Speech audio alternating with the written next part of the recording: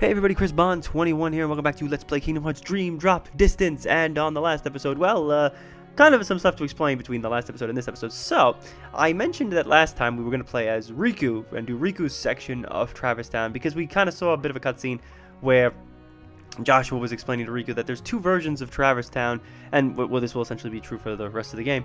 And Sora's in one, and Riku's in the other. And we'll see a little bit more of that hopefully today by the time we get to the end of Sora's little chapter here. But you'll notice that we left off with Riku, and now we're Sora. And the reasoning why that is because the minute I left the room, just to see if I could level up, I got a cutscene, and then I thought, well, I'll just film later, and I filmed that separately, and I could just do post-commentary. But it turned out that not more than 2 steps later, Riku fell asleep. So I'm just going to save the rest of what happened to Riku. Sorry about that. What happened to Riku post this episode. So we're finishing up with Sora this time, hopefully. I don't even know if we'll be able to do it in a quick amount of time, but because we have to explain all this stuff. But I'm hoping that we'll be able to stick that back where it belongs on Riku's section. So don't worry about what you missed. It'll all be re-edited back in. Nothing really you missed with Sora. Just, I think, let's see. There is a cutscene we missed, and I will play it for you now.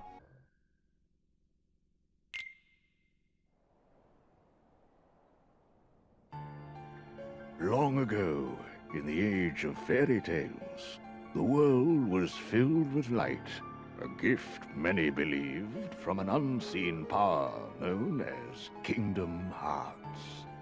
You see, Kingdom Hearts was protected by its counterpart, the Keyblade, so that none could ever lay hands on its mysteries. But in time, the world was overrun by legions who wanted the light all for themselves, and the first shadows were cast upon the land. These warriors crafted Keyblades in the image of the original Keyblade, and waged a great war over Kingdom Hearts. We call this the Keyblade War. But though the war extinguished all light from the world, the darkness could not reach the brightness inside every child's heart. With that light, the world was remade as we know it today, with countless smaller worlds shining like stars in the sky. As for the real Keyblade, it did not survive the battle. The two elements that created it, one of darkness and one of light, shattered into 20 pieces, 7 of light, 13 of darkness. And as for the source of all light, the one true Kingdom Hearts, it was swallowed by the darkness, never to be seen again. As long as it remains there, even the brightest world will have its dark corners. After all, light begets darkness, and darkness is drawn to light. For this reason, some decided to use the Keyblade, a weapon designed to conquer the light, to defend the light instead. These were the first heroes of the Keyblade.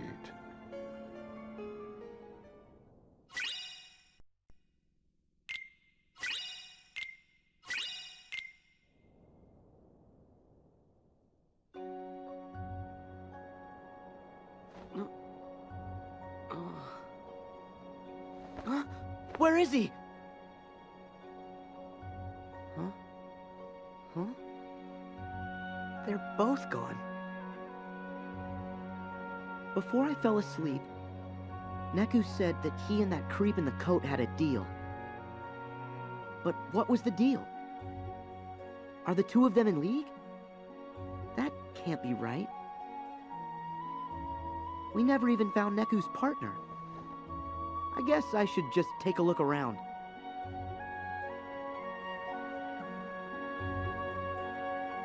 And then I just walked out of the door. So basically it just opened up a path back here by the first district. The path from the 3rd district into the 1st.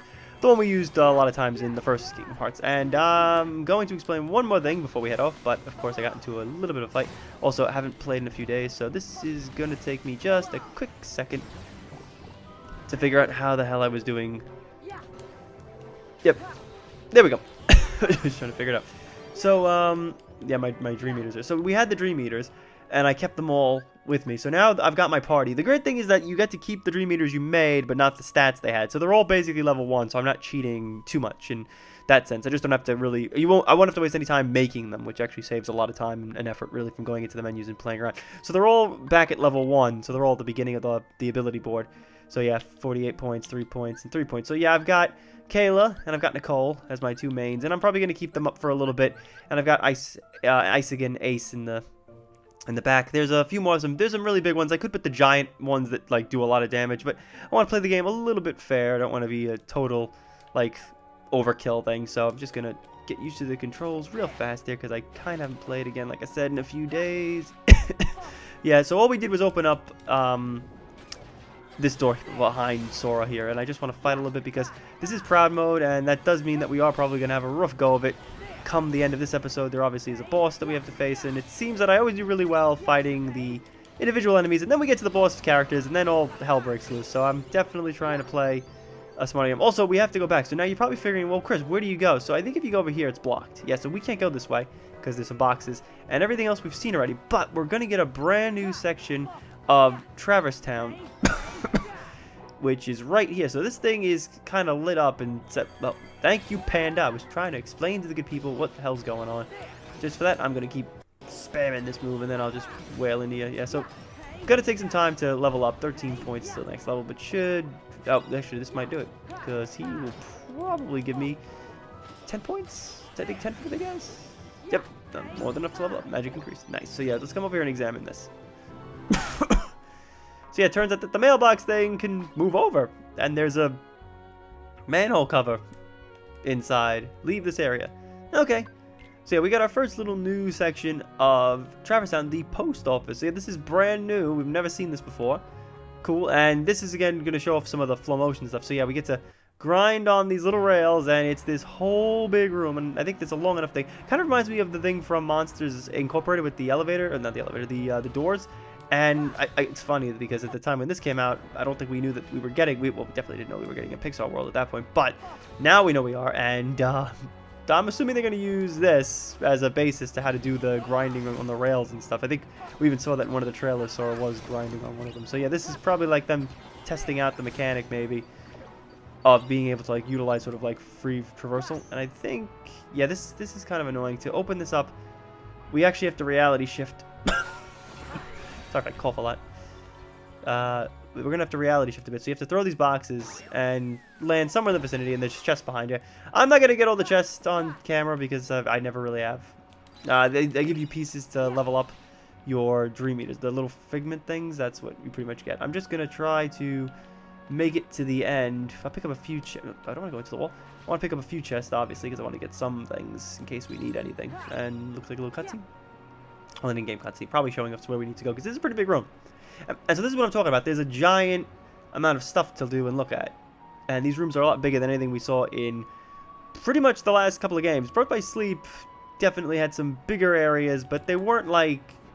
I guess this is more open for traversal to utilize the flow motion stuff, so to get around using the cool like drifts and stuff. That's what they want you to do. So the levels are built a little bit differently than they've been in past games. And we've got some really cool designs for the Dream Eaters. There's unicorns, there's like little prickly like hedgehog things, there's goats, there's little dogs and cats as you saw, and yeah, so my guys are doing a pretty, I don't really know. See, there's no party members here in Dream Drop Distance, it's just them, and really the only time I ever really use the Dream Eaters is if you need to use like a command, so, or like a link thing together. So I usually tend to save them for boss fights. If I'm really dying, I'll tend to use just the flow motion stuff. You can even use those reality shift things on enemies, and I'm going to try not to die here because you die, you're going to go back to the top. That's the bad thing about some of these level designs, because the rooms are so big, and I probably don't have Cure. Now, that's probably the thing you were wondering. There was a Moogle back at the top, and I probably should have looked for Cure, because Cure is going to be something I'm going to want. But I don't think I have it. You can look at the command deck, command list. Yeah, there's nothing to meld this time. You can edit the deck, but all that does is you just take it out and you switch it to something else. So I'm actually going to put sliding dash in there. Sorry, coughing. Air slide. I don't think we have anything yet. Yeah, there's nothing to meld. You have to find all this stuff, and so I'm gonna probably at some point go to a Moogle shop and figure out what I'm doing. And he was too. Oh wow, I got him. Nice. I'm gonna try to make it up this big red thing because I think there was the chest You always get the map now, in case you were wondering why the map's always there. You're never going to have to look for one, like we did in past games. So yeah, you can use the little grindy rails to get up here, or you can just, you know, if you're really skilled, and I'm just sort of winging it right now, you can do this. And I just need to make sure I get enough height. I think that's it. Yeah, this should be good. So let's run into this wall. So yeah, you can just keep spamming the flow motion moves, like I said in the last episode, which makes it cool. And from what we're looking at from Kingdom Hearts 3, it does look like there's going to be some like limitations on that, because technically, well, this was meant to be at some point when the game came out. They were talking like, oh, this is like a big teaser for how Kingdom Hearts 3 is going to play. But then we got the 0.2 fragmentary passage thing on this collection, and that kind of is a better understanding and a better representation of what exactly we're going to get with Kingdom Hearts 3's combat system, where I think it's a little bit more fluctuated. So let's see what this is. This is probably a command, I'm assuming. Spark. Not really sure what that was, but that was it. And I believe the exit is...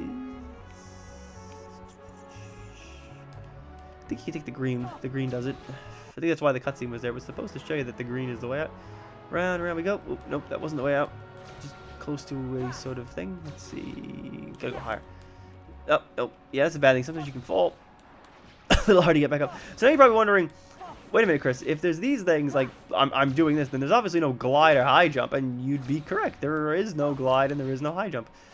Because even if you look at Sora's jumping animation to start the game with, it's already the better jump animation. So let's see. Where is the exit? I feel like it's through one of the door shafts, isn't it? Yeah, there. No, not gonna make it. Not gonna make it. All right, hold on. I'm almost there. Ooh, almost there. Whee! Go through here. Troubling fantasy. Head down.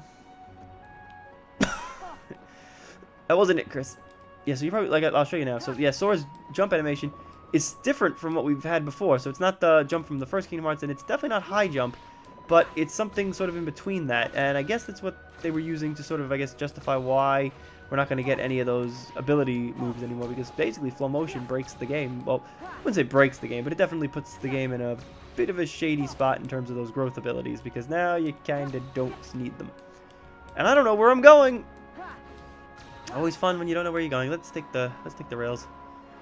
See if this one goes up. Does it elevate? Yes, and it's gonna die right here. I feel like if I just figure out where I'm going, if you land close, you gotta land exactly on it. That is the sucky part.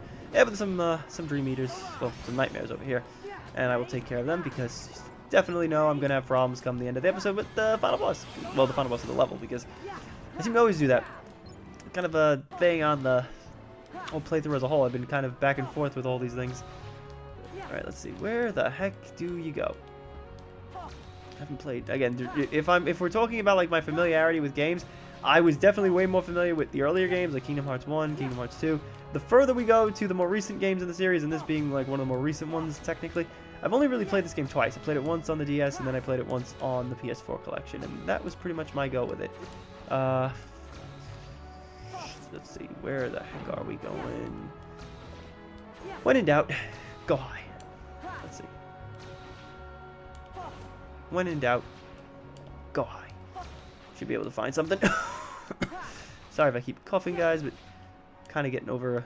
Well, this is my second cold. Ridiculous. I've been sick like the last 2 months, like 3 different times. It's always fun. I think it's because I've gone a few years without being sick at all, so it's always time to, you know, get your due in for your sicknesses. And yeah, I think, is this it, or is this the way I came in? This is probably the way. No, this is the way I came in. I don't know where I'm going. I can't remember this room. I can't remember. I thought you go through. It's one of the things, isn't it? You go through the thing. Oh God, this is embarrassing. I don't know. It's worse dying in the early levels or not knowing where I'm going. I feel like this is really embarrassing. I'm wasting proper minutes here. Ugh, Jesus. All right, let's ride the rail. Ugh, come on, I want to ride a rail, man. You can switch. All right, so this brings me back to where I was. I feel like it has to be something with this, because this thing was highlighted, or at least in the cutscene it was highlighted, and logic dictates we wouldn't waste time and effort on. There it is. It's the green. I thought that was fake. Yeah, there we go. Save point over here, and we'll head out. Not a whole lot of cutscenes. They really did limit that a lot with this particular version. I mean this game. I love how the post office also has like a fire hydrant thingy over here.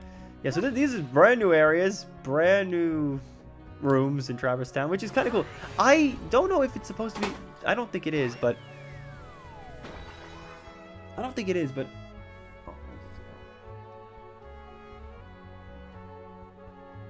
I'm bugging. Not something fell.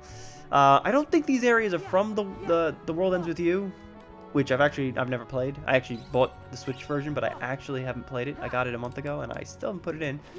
Just too distracting, way too distracting. Also, I'm amazed I'm playing this right now. I was too busy playing Smash Ultimate, which quick little thing on that.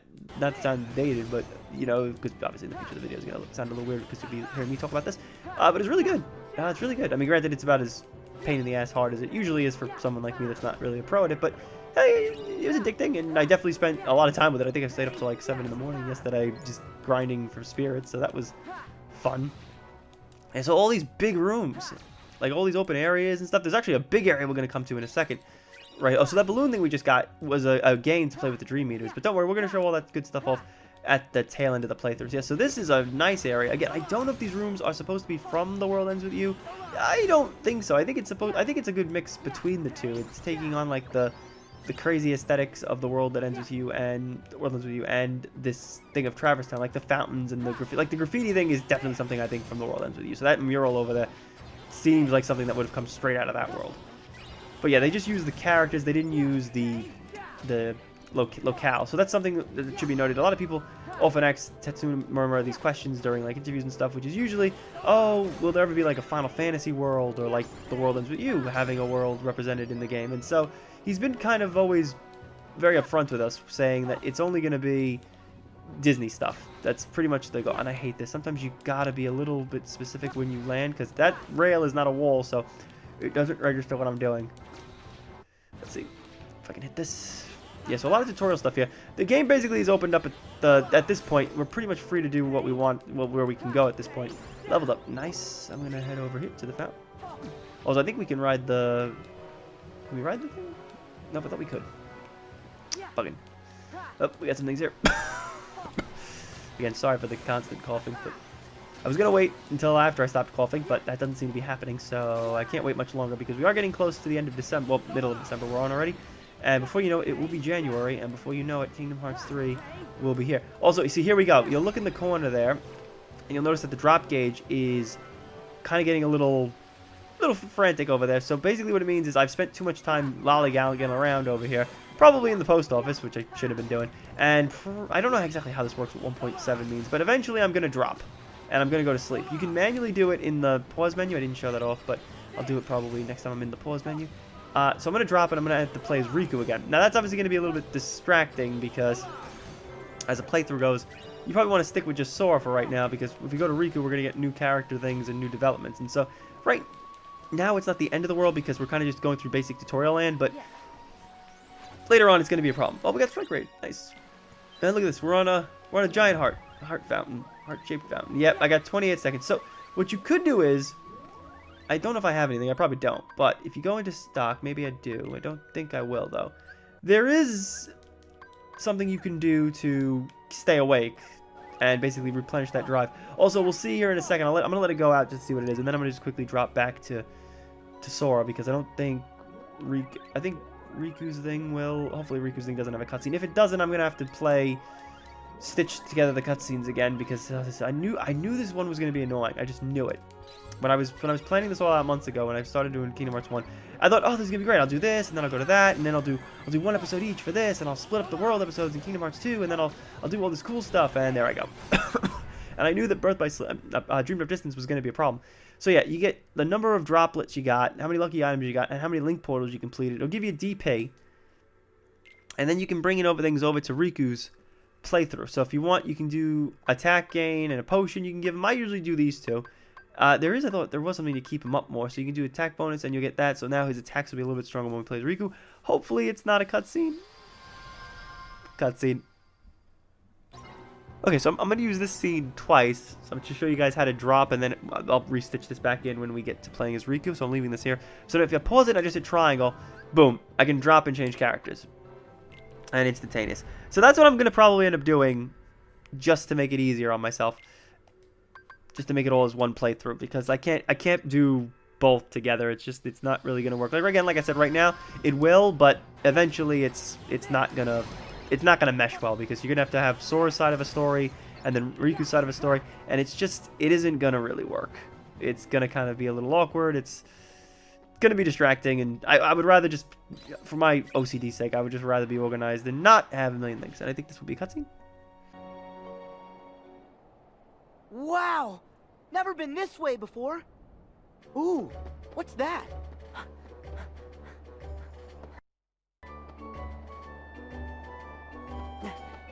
Hey, any chance you're Neku's partner? Huh? I'm not really sure. All I know is that my name is Rhyme. You mean you've lost your memory? Yep. Oh, sorry. It's no big deal. You know what they always say. Sometimes memories just need a little help getting out. Yeah, that's true. Mhm. Huh, a little help. I know. Maybe Neku can jog your memory. Come on, Rhyme, let's go find him. Right. Alright, so we got Rhyme with us, and we're also in front of this new thing. Also, I love how Sora's like, never been this way before. It's like, yeah, because I don't know if this exists. Also, I don't really understand, out of all the Kingdom Hearts teams, like I might have said this in the last one, I don't really understand how these worlds function, because Yensid already explained, these are the worlds that are kind of still stuck in limbo from the ones we saved. I guess this one makes sense. Traverse Town should be here, because it's not really a... The way they described it in the first Kingdom Hearts is that it's basically a safe haven for anyone that loses their world. So I guess you could say it's one of those in-between worlds, between the lightness and the darkness, and that's how people get here. So I guess this would technically be a sleeping world. So yeah, we're supposed to go this way, but I want to stop by the Moogle, because I'll show you what the shop does. Today's bargain day, Kupo. I have new exclusive items. Yeah, so this is where you get your commands, and there's no cure right now, but there's the usual blitz things. You can't level them up or anything, you just put them in the deck. And so you're probably wondering what this thing is, the Colosseum, and I don't think there is a chest up here. Is there a chest up here? Probably is. I feel like there should be. There's a link portal. There's a link portal, but I'm not going to use that. Let's see if there's no more rumors. So yeah, this is the Colosseum in Dream Persistence. So obviously Olympus Colosseum is not here, so there's no tournaments, and there's no Mirage Arena, thank God, and there's nothing else. So if you talk to this guy, you can get the prizes from the Colosseum, and I don't think we can go in. Can we go in yet? We might be able to. Check in right here for Flick Rush. Maybe next time. I'll explain it real quick right now before I go to the store. Basically, you get to play sort of like a Pokemon match between your 3 Dream Eaters and 3 other Dream Eaters, and the goal is to have, like, there's these cards, and it's called Flick Rush because on the DS it was on the bottom screen, and you'd flick the cards up to the top screen when you wanted to use them. Here you just, press X and it goes up, and you basically whittle down the opposing team. There's a trophy for it. I don't think it was that difficult. I don't think there was even a cheat to like make it go faster. It was just pretty easy. So I might show that. I'll show that off at the very last episode. It's not important, and we don't have to do it for part of the story, so I'm gonna skip it.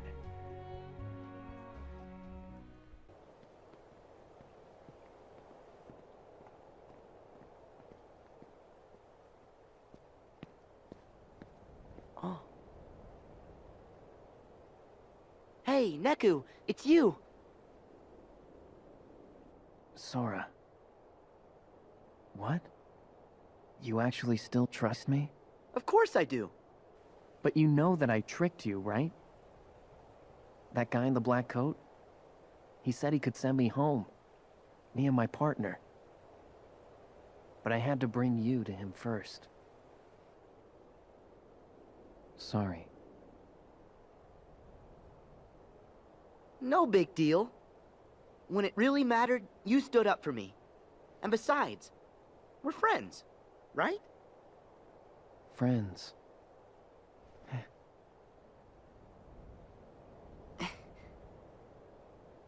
Oh, hey, Neku.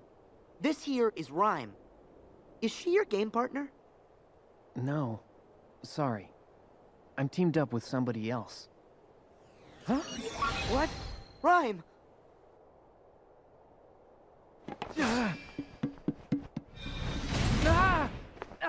Neku!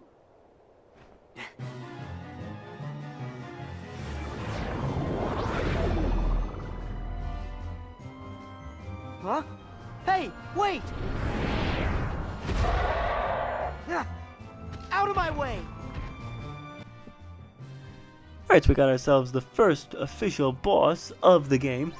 It's Haka Monkey, or Hako Monkey. I like to call him Monkey in a Box, but yeah, so this is actually a pretty cool fight because it's a huge arena to fight in than we're usually used to. We usually have a little bit more cramped areas, and hopefully I don't die. This guy can be a little crazy, but I'm going to try to use my links. For some reason, Nicole over there isn't really taking a whole lot of the points. For some reason, I guess she's been in the back too much. Let's see, can I use the bounce? Because if you do them both together, you can get like a superpower one because you'll merge them together. But I should be able to use this one for right now, and it's not doing a whole lot of damage. Probably should level up between episodes. The thing about the Dream Eaters, though, is that I won't have to probably level them up crazy and like continuously, because honestly, the ability list is sort of luck of the draw, which I don't know if I like that either. Again, this probably isn't my favorite either with how things level up. I'm glad that there's no melding and mixing things together, but I kind of feel like it's luck of the draw when your Dream Eater gets something. So yeah, we got some links up. Nicole is getting some points now. Now if I could just get the cat guy to friggin'... This might be business. Okay. Yeah, my spam move isn't really working, but I think this drive pile move, that might work. Let's see. He really jumps around a lot. Also, I love the little punching bag thing. That's kind of a cool little aesthetic. Let's see. The problem is that I don't really use the commands all that much, even though they're very good, and they do take a lot of damage if you can use them. Also, we just broke the arena, and now we went inside. This I always liked. I always liked this because you actually go inside the glass conservatory, which is actually another part of the level. Later, you have to come here. It's like a load screen, but it's pretty cool that you can do this right now, and I'm gonna die, so... Also, your potions also heal up the Dream Eaters, too. The Dream Eaters rarely die, so honestly, it's not the end of the world if they go. And I think they respawn after a few minutes, I think. Ow, Jesus, that hurt like a bitch. And also, sometimes you can't grab the wall. Kind of stupid. I'm gonna just keep doing this, use some potions. Yeah, I should be able to make it through this.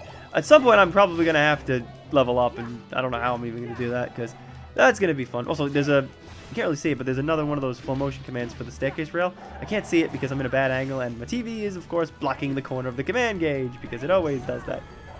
And I'm gonna... Easy move, easy move. I don't really want to die. Let's see how long it takes me to die in this playthrough, because Birth by Sleep, I died in the very first episode in the training station, so that was fun. And he's almost dead. I don't want to lose, but I feel like he's gonna kill me. Yes, got it. Maximum HP and deck in... Maximum HP. Maximum HP and deck capacity increase. Nice. Alright, so this took about 30 minutes, minus the Riku bit. Probably about 28, minus the final cutscene. Should do it.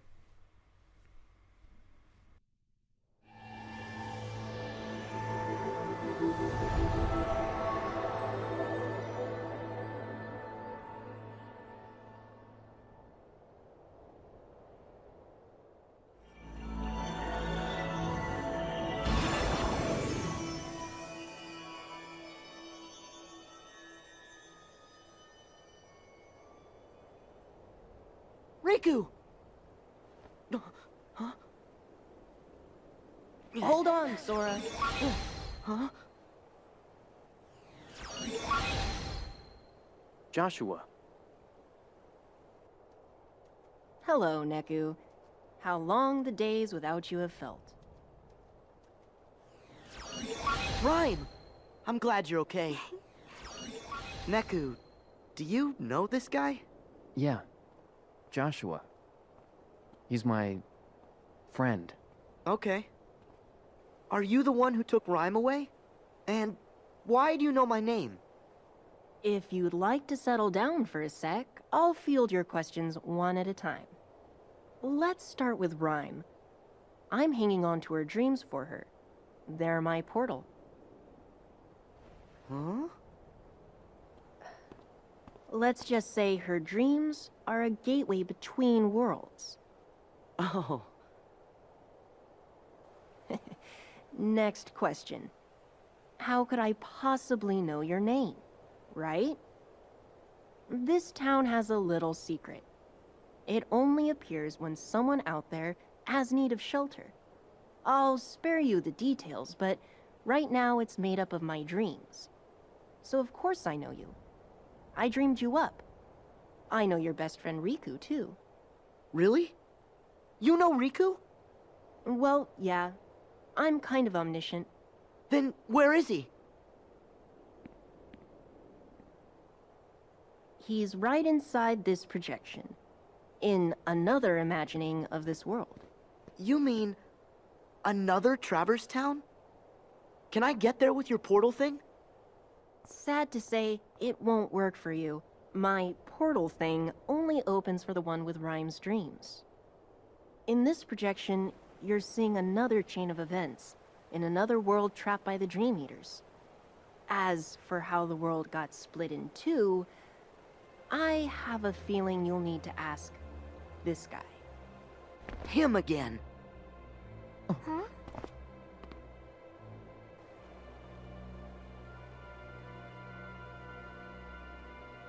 Who's that? Beat. Shiki.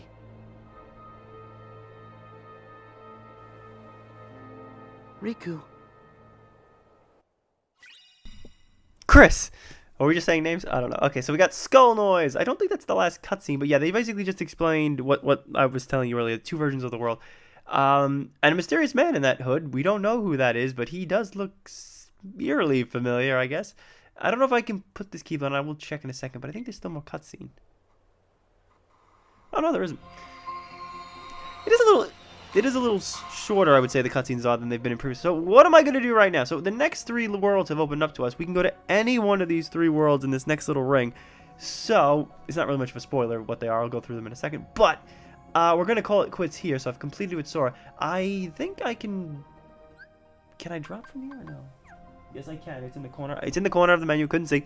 So as for what I'm going to do. We're going to drop. Because if I continue... We'll have half of the episode filming will be that, and I'll never be able to go back. So just to make it easier on myself, I'm going to end the episode off here, and we will finish up Riku's thing on the next thing. And after that, I will see you guys. So in 2 episodes, Sora will tackle the next world. So we'll have to wait a little bit. But our next 3 worlds, we have La Cité dels Cloques. I don't know why they just didn't call it the freaking City of Bells or Paris. Jesus Christ. So that's based on the Hunchback of Notre Dame. Finally, they took them forever to do that one. We got the Grid, which is another imagining of Tron.